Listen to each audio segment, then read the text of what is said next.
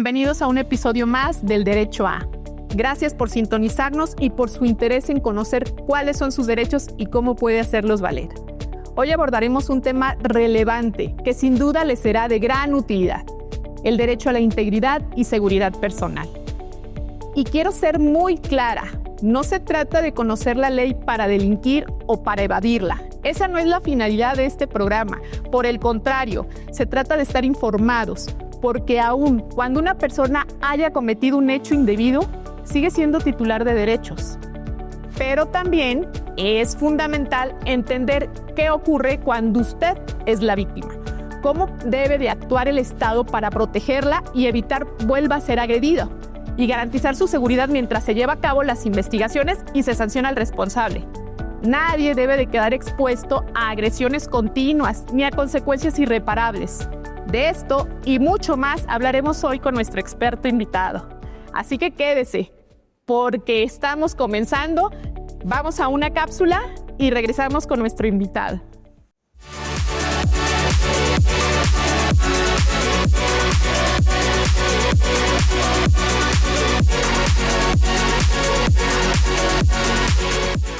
Durante siglos, el cuerpo humano fue el tablero donde el poder escribía sus reglas.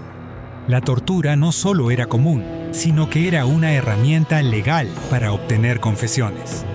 Se creía que el dolor físico era el único camino hacia la verdad. Sin embargo, el mundo cambió. Con la Ilustración surgió una idea revolucionaria. Cada persona posee una dignidad que ningún Estado puede tocar. En México, figuras como Morelos, en Los Sentimientos de la Nación, ya vislumbraban un país donde el tormento quedará proscrito para siempre.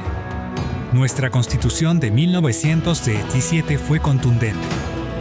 El artículo 22 prohibió las penas de muerte, de mutilación y cualquier tipo de azote o tormento. México le dijo no a la barbarie y sí a la seguridad personal, como un derecho fundamental.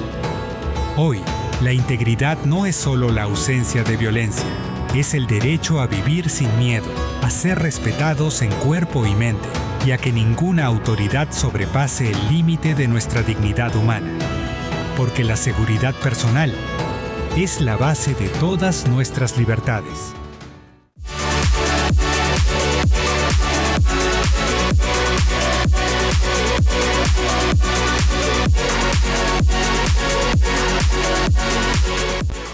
Ya estamos de regreso. ¿Qué les pareció la cápsula? Buenísima, ¿verdad? Pues bien, vamos a tener a nuestro invitado. Quiero decirles que él es un abogado por la Universidad de Guadalajara. Tiene 23 años de experiencia en el Poder Judicial del Estado, desde auxiliar hasta juez de control. Siempre fue en materia penal. Desahogó él la primera audiencia en el sistema penal adversarial aquí en Guadalajara. Actualmente es juez federal en Puente Grande y quiero darle la bienvenida al juez Juan José Rodríguez Velarde. Bienvenido, juez. Gracias por aceptar la invitación. Muchas gracias por la invitación y gracias por darme la oportunidad de dirigirme a su público y concientizar o hablar de derecho. Gracias. Hombre, gustosos de que esté aquí con nosotros. Y pues bueno, juez, no vamos a echar más rollo. Vamos entrando en materia. Y pues el tema que nos ocupa es el derecho a la integridad y la seguridad personal. ¿De qué se trata este derecho? Pues, ¿qué es?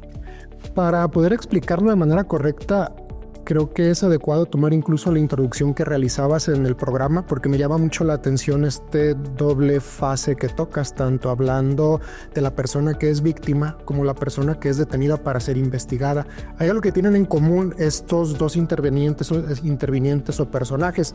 Ninguno de los dos está en una posición en la que quisiera estar. Nadie quiere ser víctima de un delito, ni nadie quiere estar sometido a una investigación. Entonces, nuestro derecho a la integridad y la seguridad jurídica va a implicar dos cuestiones, como al ser individuos que están frente al Estado en contra de su voluntad, el derecho a la integridad nos va a garantizar que esa intervención involuntaria en nuestra contra va a ser respetando tanto nuestra psique como nuestro físico. Es decir, no vamos a ser sujetos ni a maltratos, ni a golpes, ni a torturas, ni a insultos, en general a malos tratos. Eso por un lado. Y por el otro, en torno a la seguridad, es que tenemos que saber exactamente cómo es y va a ser la intervención de las autoridades. Primero, saber por qué están actuando como lo están haciendo, cuáles son nuestros derechos, qué es lo que van a hacer para nosotros, durante cuánto tiempo van a intervenir y qué es lo que podemos realizar.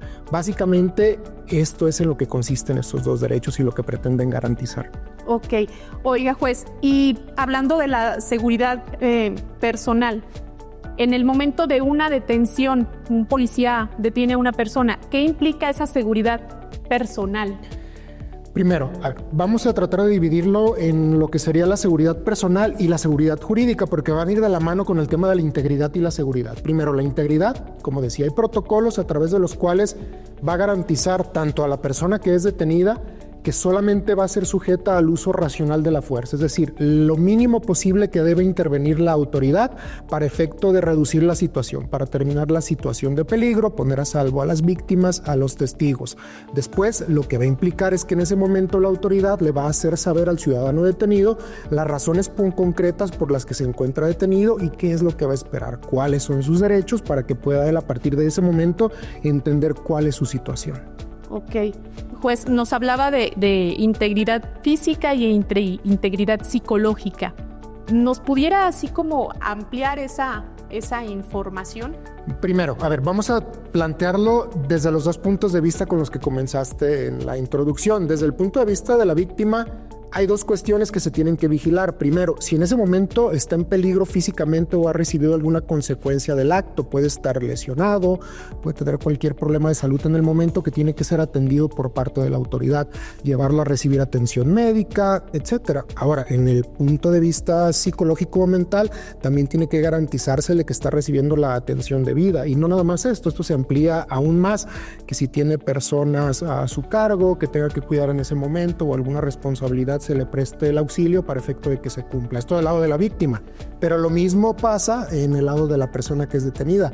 También se tiene que garantizar que la persona se encuentre en un estado de salud adecuado, haya sido como consecuencia del evento o por cuestiones previas. Tienen que garantizarse eso y nuevamente tampoco puede la policía o quien realizó la detención someter a esta persona a malos tratos, no lo pueden golpear, no deben de insultarlo, no deben de estarle realizando ningún tipo de maltrato que hace en el aspecto físico o psicológico.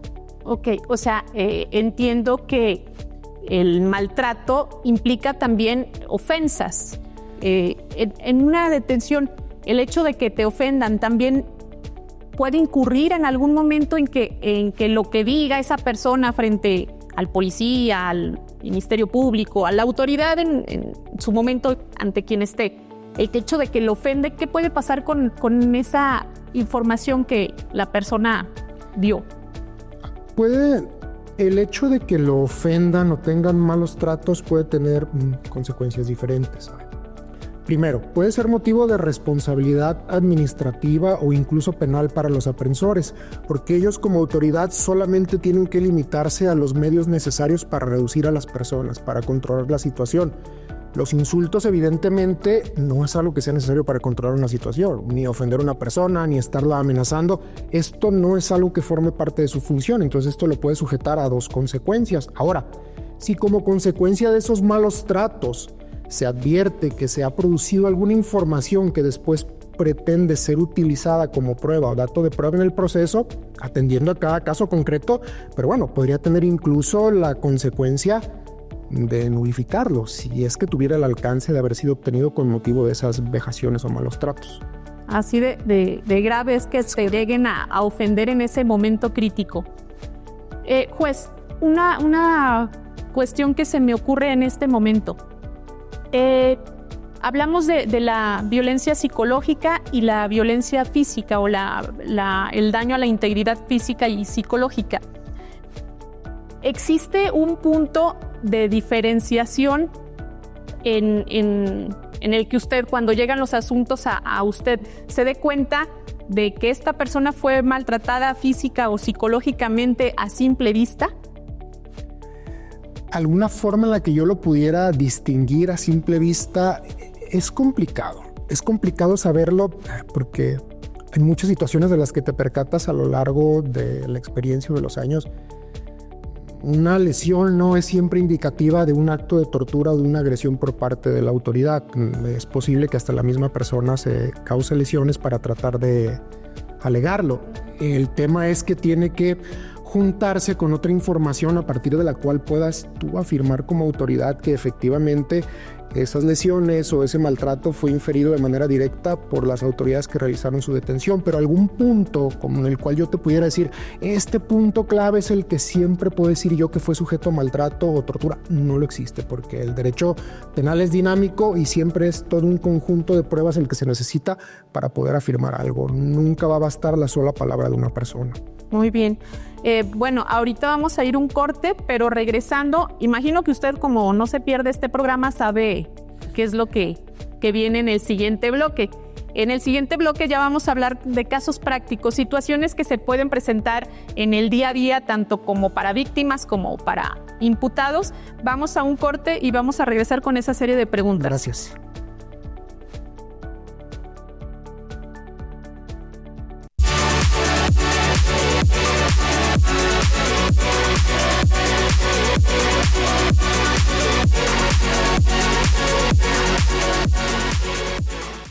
Ya estamos de regreso y vamos ahora a plantearles los problemas o las situaciones que generalmente se dan en donde puede haberse afectado el derecho que estamos hablando, juez.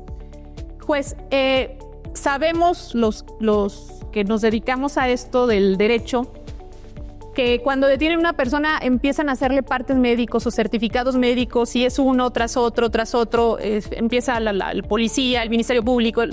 ¿Por qué, juez? ¿Y qué importancia tiene de que se hagan estos partes médicos y la información que nos dan estos partes médicos? Primero, es como parte de la intervención de la autoridad, uno de los derechos que se tienen que reconocer o velar para toda persona es el derecho a la salud. Como les decía en el segmento pasado, como la persona no está sujeta voluntariamente a esto, la autoridad tiene que garantizar ese derecho y cerciorarse de que entre cada eslabón la persona esté llegando bien de salud y de esta forma puede garantizar que no fue golpeado y a la vez cada autoridad se protege. Esto responde al protocolo nacional del primer respondiente. Entonces el policía, cuando detiene a la persona, tiene que llevarlo a recibir un parte médico, porque cuando lo entregue al Ministerio Público, el Ministerio Público va a ver que los policías se lo entregaron sin ningún golpe. Si lo recibe con algún golpe, tienen que los policías justificar por qué se encuentra en esta situación. Es decir, si fue parte de la fuerza que emplearon ellos para poder detener a la persona o si estaba previamente golpeado. Si esto no está justificado, entonces el Ministerio Público tiene que pasar, ahora sí, a dar parte para que se investiguen esas agresiones. Después, cuando el Ministerio Público tiene detenida a la persona, le hace él un parte médico y me lo va a entregar a mí como juez. Al recibirlo como juez, tiene que llegar con otro parte médico en el que las autoridades judiciales se cercioren de que la persona está llegando sin golpes. Entonces aquí se va haciendo la secuencia. Si, por ejemplo, los policías entregan un parte médico sin lesiones, el Ministerio Público elabora uno recibiendo sin lesiones, pero cuando llega con el juez, la persona aparece lesionada, entonces yo ya sé que él fue golpeado o sufrió esas agresiones dentro del tiempo que lo tuvo el agente del Ministerio Público y entonces yo ya ordeno que se realice una investigación por esos golpes. Esta es la razón por la que se le tiene que hacer un parte médico o un análisis de salud a la persona en cada una de las etapas. Además, también para garantizar su salud, porque no sabemos si la persona tiene alguna condición peculiar que por estar retenido o detenido se pueda agravar, algún medicamento que necesite, alguna afección que esté padeciendo que pueda poner en peligro su vida. También esto tiene que ser vigilado. Por eso se hace esta secuencia. Y es como protegerse cada autoridad, ¿verdad? Yo lo entregué en estas condiciones y ahí en adelante ya... Es correcto, porque si el Ministerio Público no me lo entrega con un parte médico donde dice que me lo entrega sin lesiones y lo lesionan llegando al reclusorio conmigo, pues fácilmente se le puede atribuir que fue lesionado en la agencia del Ministerio Público y así es hacia atrás la secuencia. Si el policía lo entrega al Ministerio Público sin ese parte médico, el Ministerio Público va a decir: policía, tú fuiste el que lo golpeó. Claro. Oiga, juez, pensando en una situación que he escuchado con frecuencia, detienen a un joven y tiene varias horas, 30 horas detenido, pero la familia no sabe dónde está, qué va a pasar. ¿Cuáles son los tiempos que tienen las autoridades para tener detenida a una persona o dejarla libre? Si hablamos de las autoridades, digamos que en un primer momento son 3 tiempos diferentes. Primero, cuando lo detiene la policía, ellos tienen la obligación de llevarlo de inmediato ante el Ministerio Público. Pero la Constitución te dice de inmediato, no te maneja un término. ¿Por qué? Porque cada caso concreto es diferente. Los elementos de la policía tienen obligaciones, tienen que, además de asegurar la persona, salvaguardar la integridad de los testigos de la víctima, le tienen que leer derechos, tienen que asegurar el lugar de los hechos, recabar entrevistas, inspecciones, etc. Después de eso lo trasladan físicamente. Este tiempo es variable.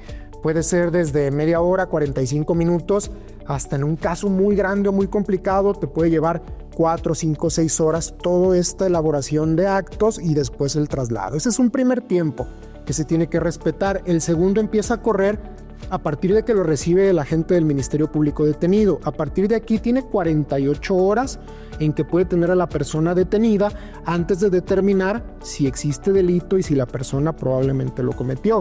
Si determina que sí, antes de las 48 horas lo tiene que entregar ante el juez. Excepcionalmente, este término puede ser de 96 horas, solamente cuando lo están investigando por delincuencia organizada, pero en todos los demás delitos son 48 horas el máximo tiempo que lo puede tener el Ministerio Público. A partir de ahí, lo entrega al juez y el juez, si considera legal su detención, a partir de ese momento tiene 3 días o 6 como máximo para decidir si la persona va a quedar sujeta a proceso o no. Básicamente, estos son los primeros tiempos que tienen que respetarse. Muy bien. Oiga, juez, y pensando ya en una persona privada de la libertad, una persona en internamiento que dice, por mis condiciones de salud o por la cuestión del centro de reclusión en el que me encuentro, considero que estoy en riesgo y lo hace saber a usted como juez, usted tiene la facultad o la posibilidad de modificar o hacer que se modifiquen esas condiciones para esa persona privada de la libertad. Es correcto. También para las condiciones de internamiento del gobernado existen juzgadores de ejecución ante los que se puede plantear una controversia. Sabes que las condiciones en las que me encuentro en el reclusorio son, por ejemplo, de hacinamiento. Yo tengo una condición de salud, no se me está dando mis medicamentos. Se convoca una audiencia, se abre una controversia y con base en esta el juez puede tomar las determinaciones para ordenar que se le dé la atención médica, que cesen las condiciones de incomunicación, pero incluso si se ponen de conocimiento del juez, antes de la audiencia el juez puede dictar como un tipo de medida cautelar, ordenando que cesen todos esos actos, ordenar que se suspenda, por ejemplo, el hacinamiento, que se suspenda la incomunicación de la persona. Todo este tipo de circunstancias, atendiendo a la urgencia, sí se puede ordenar por parte de uno como juez. Ok.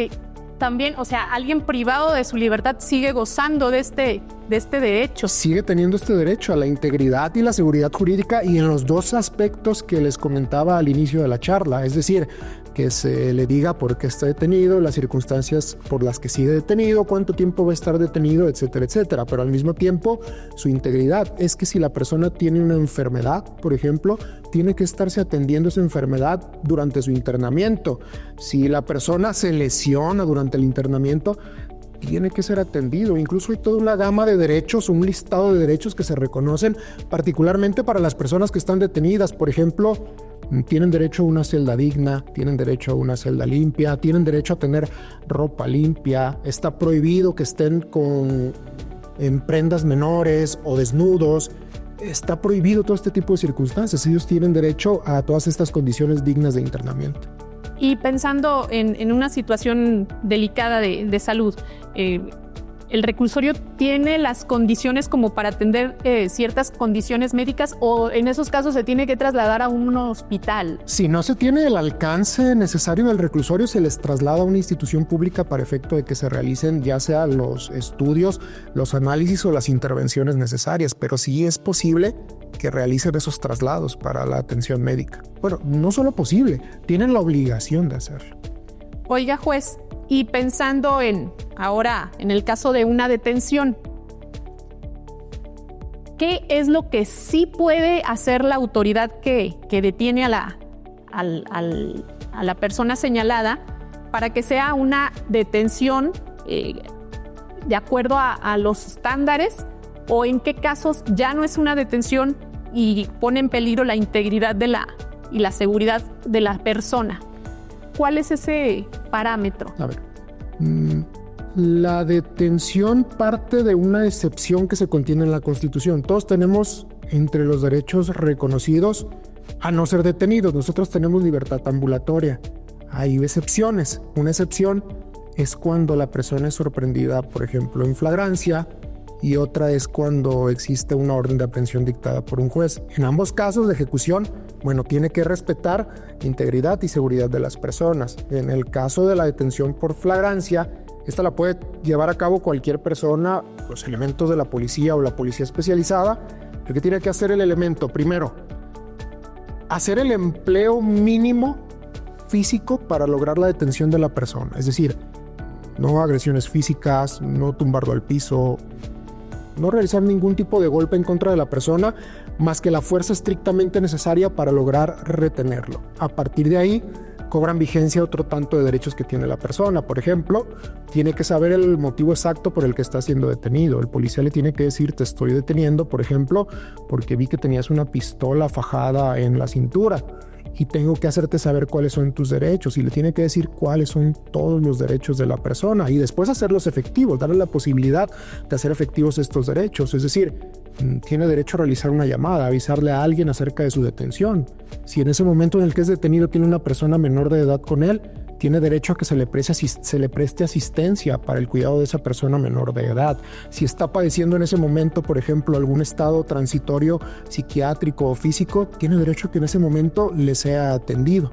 A partir de ese momento, entonces, cuando se le den los derechos, cuando se le da la oportunidad de comunicarse para avisar acerca de su detención, lo siguiente que tiene que cumplir el elemento de la policía es llevarlo a lo que platicamos hace rato: recibir atención médica y después ser inmediatamente trasladado al fiscal.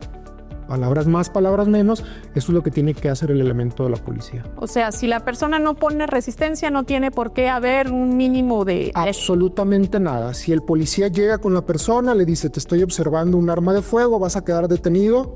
Sí, estoy de acuerdo. Levanta las manos. El policía no tiene ni por qué tumbarlo al piso, no tiene por qué gritarle, no tiene por qué hacerle ningún tipo de agresión. Simplemente lo va a asegurar con las esposas, va a retirar el arma de fuego y no ir más allá. Pero si, por ejemplo, al ver a la persona corre, pues el elemento de la policía va a correr atrás de él mientras le grita con comandos verbales que tiene que detenerse. Si la persona no se detiene, lo va a alcanzar y lo va a tumbar o va a hacer lo que tenga que hacer para efecto de reducirlo, de evitar que siga escapando. Si al momento en el que logra alcanzar a la persona trata de agredirlo, el policía se va a defender, va a tratar de evitar esas agresiones y lo va a reducir, va a aplicar técnicas de defensa para que la persona quede sometida. En la medida en la que sea la resistencia de la persona que quiere detener, es la intervención de la policía. Y ahí está. Hasta ahí. Ese es el punto. Es justificado de repente que no llegue sin un rasponcito el derecho. Es correcto, es que puede llegar con un raspón, porque si la persona va corriendo y el policía tiene que perseguirlo y taclearlo para lograr detenerlo, evidentemente la persona va a tener raspones en las rodillas o en los codos. Pero si de todo lo que está narrando el policía se advierte que la persona cooperó totalmente y presenta un golpe en la cara, ya no hay una coincidencia. ¿Por qué está golpeada la persona si tú mismo me dijiste que él cooperó totalmente con la autoridad? Bueno, vamos a un corte y regresamos ahora con el tema de las víctimas.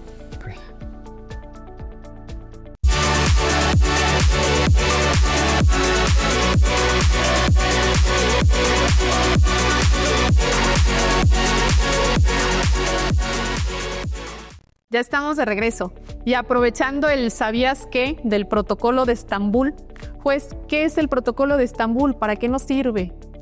Vamos a ponerlo en términos sencillos. El protocolo de Estambul son una serie de pasos con los cuales podemos como autoridad investigar o determinar si una persona ha sido sometida a tortura, vejaciones, malos tratos por parte de las autoridades. Son una serie de reglas precisamente con relación a lo que hablábamos como autoridad. ¿Cómo sabes que realmente una persona fue sujeta a tortura? Es muy difícil en un primer momento tomar conocimiento. El protocolo de Estambul nos va a dar una serie de pasos, después de seguir los cuales vamos a poder decir si efectivamente la persona ha sido sometida a malos tratos. Esto debe de tener consecuencias. Muy bien. Oiga, juez, y como lo habíamos dicho ya en el bloque anterior, ahora es momento de hablar de las víctimas. Este derecho a la seguridad y a la integridad, ¿cómo les funciona a las víctimas? ¿Qué parte es la que les toca a las víctimas? Pasa pues, por circunstancias, si no similares, con algo de identidad. Por ejemplo, la policía tiene la obligación de cerciorarse antes que nada que la víctima se encuentre bien de salud. Si la víctima ha sufrido consecuencias en su salud con motivo de los hechos, pues tienen la obligación de inmediato de llevar a la persona a recibir atención médica. Tienen que priorizarlo, tanto física como psicológica. La autoridad tiene la obligación de hacer cesar también cualquier acto que ponga en peligro la vida y la integridad física de las víctimas. Incluso, aun y cuando no haya detenido, las leyes manejan una serie de mecanismos, una serie de medidas conocidas como de protección para salvaguardar la integridad física y mental de las víctimas, que puede ser ordenar sacar a la persona agresora o probablemente agresora de un domicilio, ponerle seguridad a la víctima, una serie de medidas que son para salvaguardar su integridad. Ahora, en el aspecto de la seguridad, también hay una serie de mecanismos, porque la víctima también tiene que ser informada de manera detallada del estado del proceso que se está siguiendo en ese momento. Se le tienen que hacer saber sus derechos, se le tiene que dar acceso completo a la investigación, se le tienen que escuchar y contestar todas las pruebas que proponga para poder esclarecer o determinar los hechos, y se le tiene que designar abogado, igual que como se le designa a la persona detenida. A la víctima también se le va a designar un abogado, un asesor jurídico que lo va a estar guiando a lo largo de todo el proceso. Ok. Oiga, juez, y hemos escuchado los abogados hablar de la reparación integral. ¿Qué es la reparación integral en estos supuestos? La reparación integral comprende el resarcimiento de todo daño que haya causado el acto concreto, el acto delictivo. Si estamos hablando en el caso de la víctima, es la reparación de todas las consecuencias que tuvo en su contra el delito, tanto en lo económico como en lo psicológico, como en las consecuencias indirectas que haya sufrido por la intervención del activo o por el delito que sufrió la persona. Ahora, si estamos hablando ligado con el protocolo de Estambul o actos de vejación o torturas que fueron cometidas en contra de una persona detenida, la reparación integral va a tener los mismos efectos en contra de las autoridades que lo cometieron. Primero, pues va a anular todos los actos de investigación o toda la prueba que se haya obtenido como consecuencia de esas vejaciones, pero también se le va a reconocer el carácter de víctima en contra de las autoridades que lo agredieron a él, y también va a tener derecho a esa reparación integral, que es una reparación de todo daño que se le haya causado directa o indirectamente como consecuencia de esos maltratos. Por ahí había escuchado que mencionaban la reparación integral, es como volver al estado previo a... Tratar de restituir las cosas, pero también resarcir todas las consecuencias que haya provocado, porque no es factible que regrese exactamente al estado previo. Simplemente por el hecho de haber resentido una conducta delictiva, ya hay una afectación psicológica que no hay forma de regresarlo. Entonces también se tiene que reparar esa afectación que sufrió la persona. Oiga, juez, ¿qué son las órdenes de protección? Las órdenes de protección son mecanismos que se otorgan a la víctima prima facie, pero como estamos hablando aquí para público no especializado, sin necesidad de entrar tan a fondo en la cuestión o tantas pruebas, son mecanismos con que cuentan las autoridades, y estas se pueden extender de acuerdo con la ley.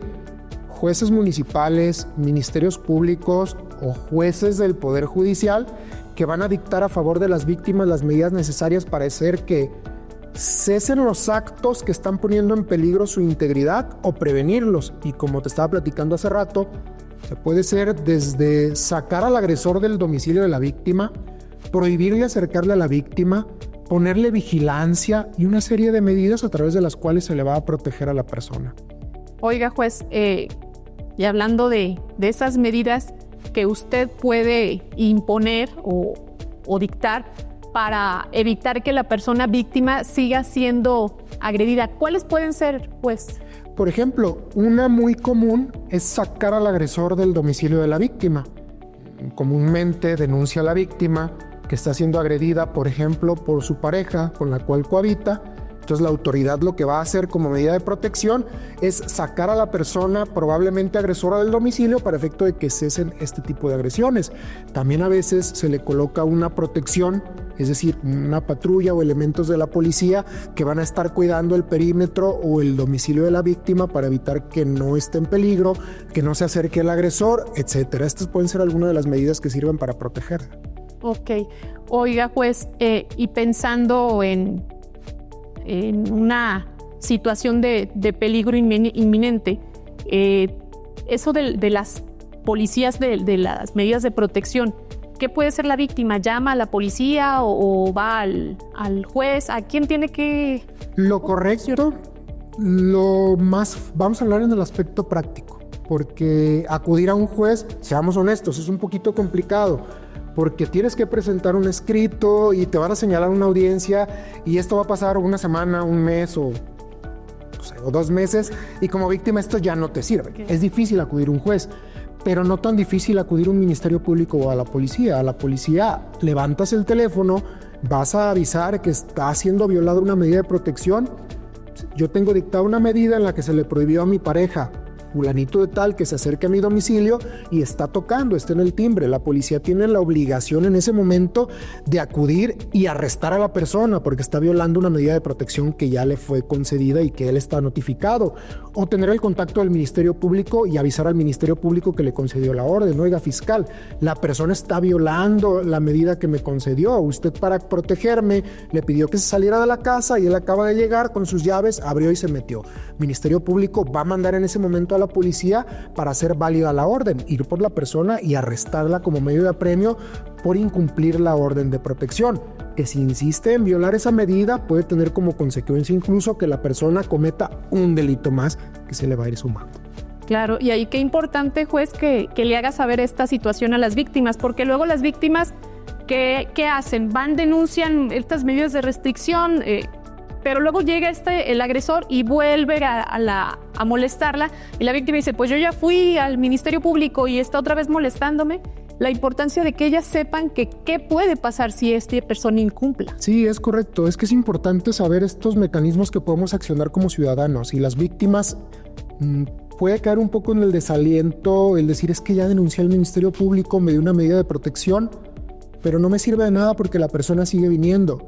Sí, pero es que falta un mecanismo más, como dices, llamo a la policía y les voy a insistir, yo tengo una orden de protección, la persona lo está violando. Es importante que sepan esto para que cuando se sientan en peligro llamen a la policía o Ministerio Público y que se les hagan efectivas estas medidas. Claro. Oiga, juez, luego la generalidad de la población pensamos que el amparo nos ayuda para todo. El amparo también en estos temas de seguridad personal ¿también funciona? ¿O el amparo es otra situación completamente diferente? Es una situación, es un mecanismo complejo, es más difícil de lo que parece, porque luego escuchamos en medios, le concedieron un amparo a X persona y creemos que eso como consecuencia es que la persona va a quedar libre. No necesariamente es así. Pero para el caso, por ejemplo, de la integridad, hace ratito me comentabas un tema en el que una persona tiene muchas horas detenida y no sabemos qué sucede con él. Bueno, aquí el amparo nos puede servir porque vamos a denunciar o como acto reclamado ante un juez de distrito, por ejemplo, la desaparición o incomunicación de la persona. Juez de distrito es que se llevaron a mi hijo hace 72 horas y no ha salido de la agencia del Ministerio Público. En este caso, la autoridad federal va a emitir la orden, una suspensión para efecto de que cualquier autoridad que lo tenga detenido, si es Ministerio Público, adopte de manera inmediata una de otra decisión. O lo ponga a disposición de un juez de manera inmediata o lo deje en inmediata libertad. Entonces, en ciertos casos, sí va a tener una efectividad inmediata, como en este que me platicabas de la persona que tiene muchas horas detenida y no sabe nada de él. O sea, en ciertos casos es... En ciertos casos sí puede tener resultados inmediatos. Cuando está en peligro la persona, la orden del juez federal es de inmediato, se le deje en libertad o se ponga a disposición de la autoridad judicial. Muchas gracias, juez. Oiga, yo sé que usted no se pierde el programa y sabe que en nuestro siguiente bloque vamos a tener una dinámica. Correcto. Y me imagino que conoce en qué consiste. Entonces, en esta dinámica vamos a tenerla regresando del corte para que no se lo pierdan porque es de las preferidas del programa. Hecho. Continuamos.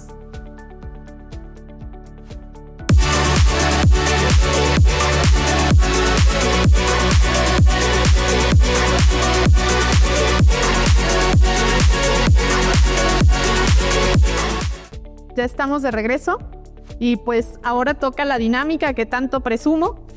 Juez, esta dinámica es muy sencilla, usted pues ya la conoce, pero se la voy a explicar al público que nos está viendo. Esta dinámica se llama mito o realidad. El juez tiene 2 paletitas, una con una crucecita y una con una palomita. Le voy a hacer unas preguntas y el juez, si esa pregunta es un mito o ese planteamiento es un mito, va a levantar su paletita con una tachita y nos va a decir por qué y qué es lo correcto. ¿Estamos bien? Bueno, ahí va, la primera, juez. Si un policía me detiene y no trae su uniforme completo o la patrulla no tiene número, ¿la detención es automáticamente ilegal? ¿Mito o realidad? Mito. Es mito porque la detención es un estado de excepción que se prevé en la Constitución. Y el estado de excepción es que cuando se trate de flagrancia, cualquier persona puede detener a otra. No es que el policía esté facultado para detener en flagrancia. Es que cualquier persona puede detener a otra si observa la comisión de un delito. Muy bien. Siguiente pregunta, juez. ¿Cualquier persona puede detener a otra si la ve cometiendo un delito en ese preciso momento? ¿Mito o realidad? Es realidad. Va de la mano con lo que les estaba comentando a la respuesta anterior. Es que la Constitución dice que siempre que tú veas que una persona comete un delito, puedes detenerla. Ojo, puedes detenerla, no tienes la obligación de hacerlo. Y digo, por recomendación, no lo hagas si no estás capacitado para hacerlo. La diferencia es que los policías tienen la obligación de detener a quien ven cometiendo un delito. Pero sí, en realidad, cualquier persona puede detener a otra si lo observa cometiendo un delito. Muy bien. Siguiente. ¿La policía tiene derecho a revisar mi celular y mis mensajes de WhatsApp sin una orden si me encuentra algo sospechoso? Mito. La policía ni el Ministerio Público tampoco pueden revisar ni tu teléfono, ni el contenido, ni tus llamadas, ni tus mensajes. La única autoridad que puede dar la orden para que revisen el contenido de tu teléfono es un juez federal a petición de un ministerio público. Pero si el policía abre tu teléfono y se pone a revisarlo y a sacar información, toda esta información que obtenga la policía es información ilícita. Ok, muy bien. Si un detenido llega a la audiencia con un golpe que no estaba en el reporte médico inicial, ¿el juez puede ordenar investiguen a los custodios? ¿Mito o realidad? Es una realidad, aunque la orden del juez no tiene que ser investigar a los custodios. La orden del juez tiene que ser que se investigue el origen de esas agresiones. Si no hay una explicación o el mismo detenido o su defensor te está diciendo en ese momento que fue agredido por la autoridad, activas el protocolo y en ese momento ordenas que se realicen las investigaciones respectivas para determinar si esto es un indicativo de tortura o malos tratos por la autoridad. Porque igual pudo ser otra persona la que... Pudo haber sido un incidente que tuviera con otro detenido, pudo haber sido incluso un accidente. Entonces, si la persona no se está quejando de haber recibido un golpe o no hay ningún indicio de que haya sido maltratado por parte de la autoridad, no tienes por qué en automático ordenarlo, ni tampoco ordenar en automático que se investigue a los custodios. Se tiene que realizar un análisis global de qué es lo que sucedió. Bien. Siguiente pregunta. ¿Una persona puede ser incomunicada durante las primeras 48 horas para que no entorpezca la investigación? ¿Mito o realidad, juez? Mito.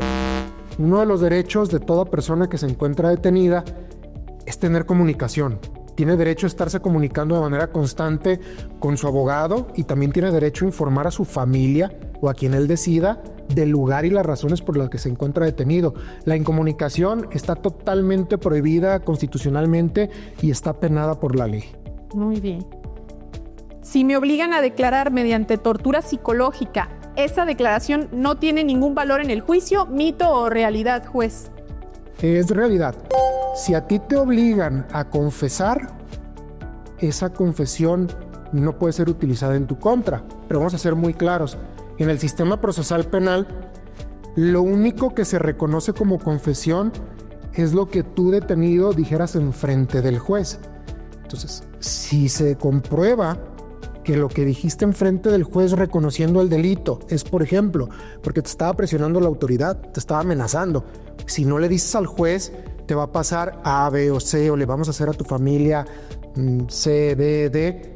Pues la consecuencia es que toda esa información que tú rendiste se considere nula, no puede ser prueba, pero más allá, toda la información que se obtuviera o todas las pruebas que surgieran como consecuencia de esa confesión van a correr la misma suerte. Si a ti te obligaron a decir, por ejemplo, que el arma con la que se cometió el delito estaba escondida en X lugar, se va a anular tu confesión, pero como de esa confesión ilegal se obtuvo la información de dónde estaba el arma, pues el hallazgo del arma también va a correr la misma suerte. Va a ser nulo, no se puede tomar en cuenta.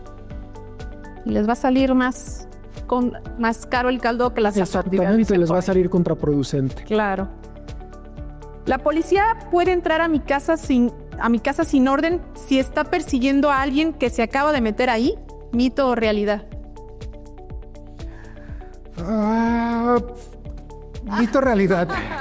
Tiene sus bemoles. Es que, de acuerdo con el Código de Procedimientos Penales, que son las reglas que nosotros tenemos que seguir para actuar, hay supuestos en los que la autoridad puede entrar sin necesidad de una orden. Si me estás platicando de que entraron a mi casa porque iban persiguiendo a una persona, hay dos razones por las que puede ser legal este ingreso de la policía. Primero, porque yo les di permiso.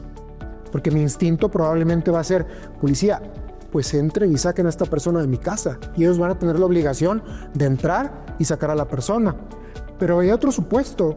Ellos pueden entrar aún sin mi permiso cuando advierten que hay un peligro, porque a lo mejor yo ni siquiera me percaté de que la persona entró a mi casa, pero este sujeto entró con un arma de fuego.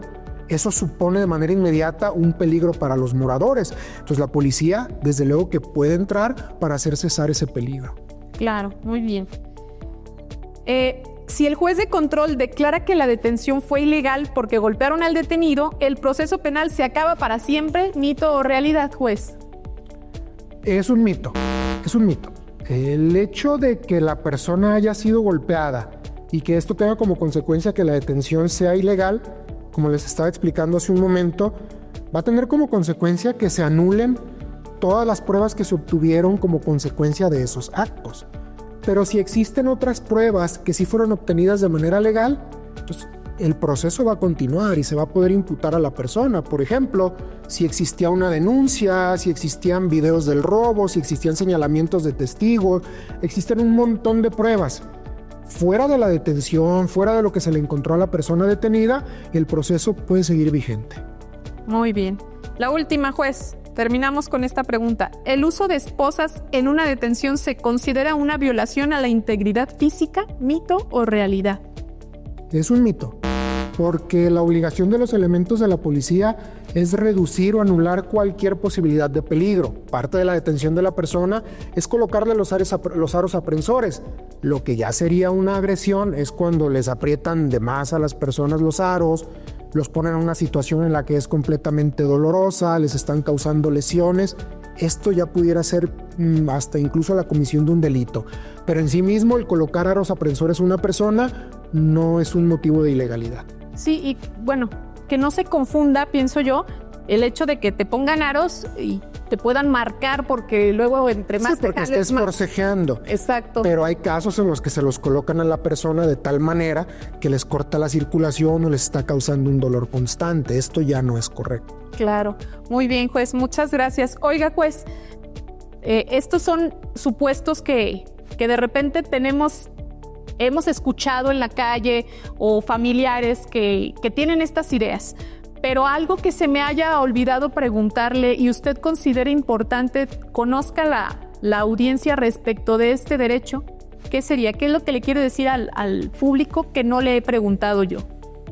Primero, es importante saber que por regla general, cuando interviene la autoridad no está tratando de causarte un mal. Yo lo que te puedo recomendar como autoridad o como experto es que cooperes con la autoridad, exijas tus derechos, pero en la medida que pides tu respeto lo otorgues a la autoridad. están tratando de realizar tu trabajo, su trabajo, pídeles que respeten tus derechos, pero simplemente sé cooperativo con la autoridad, no están buscando perjudicarte. Esta sería una recomendación Muy en lo bueno. general. Juez, y para las víctimas, ¿qué les pudiera decir? Nunca dejen de insistir con la autoridad, no se desanimen, exijan sus derechos. Era como lo que platicábamos relativo a las medidas de protección. No son nada más un papel, ustedes tienen los mecanismos para estar pidiendo que se accionen estas medidas. Insistan y pidan a las autoridades que les hagan efectivos sus derechos, a conocer el proceso, a tener asistencia, a aportar pruebas, a ser informados en todo momento de lo que suceda. No abandonen sus asuntos, no pierdan ese hilo de lo que está sucediendo. Claro, porque luego hay tantísimos asuntos y si la persona afectada no está ahí ante la autoridad, pues se va a ir quedando su asunto y su asunto. Es que a veces por el mismo desaliento la gente ya no quiere denunciar y esto también favorece a la impunidad. Entonces no dejen de denunciar. Cuando sean sujetos de una agresión o de algo que consideren que es un delito, por favor vayan y denuncien, vayan y presenten su denuncia ante las autoridades. Claro, pues juez, le agradezco mucho que haya estado aquí con nosotros, que haya aceptado participar, Gracias. abrirnos los ojos de repente en muchos temas de los que la gente desconoce y que usted es experto. Le agradezco. Gracias por la invitación. No, al contrario, pues no se pierdan, el próximo episodio va a estar igual de interesante, será un derecho diferente, pero también trataremos de explicarlo lo más sencillo, lo más digerible para usted, que está interesado en conocer sus derechos, pero no tiene ni idea de cuál puede ser un derecho, en qué momento se le puede estar violentando un derecho. Muchas gracias por sintonizarnos y esperen el próximo episodio. Hasta la próxima. Gracias.